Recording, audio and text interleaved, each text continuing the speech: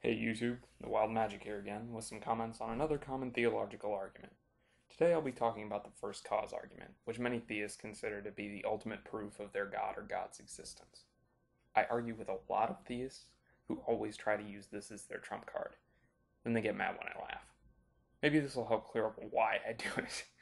I mean, it's just ludicrous. The argument from first cause goes like this. Nothing can come into existence for no reason. Everything that comes into existence must have a reason for coming into existence, a cause. Therefore, the universe must have a cause, and we call this cause God. This is one of the biggest self-contradictory arguments I have ever heard, and about 2 seconds thought will show you why. If everything needs a cause, then the theist God needs a cause, and that God needs a cause, and that God needs a cause, and that one, and that one, and that one, and that one, and that one, and that one, and so on, and so on, and so on ad nauseum. It's turtles all the way down. On the other hand, the theist claims that their God is exempt from this need for a cause. Why? Because they say so. Simply by virtue of being the theist deity of choice, this God does not require a cause. This is, like the rest of the first cause argument, bullshit. It's bullshit because it's special pleading.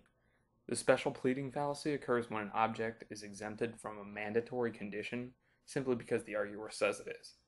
Say that someone is trying to prove that elves can teleport or something. Leaving aside the facts that elves don't exist for now, teleportation doesn't work because one of the fundamental principles of the universe is to reach point B, you have to cover all the space between point A and point B.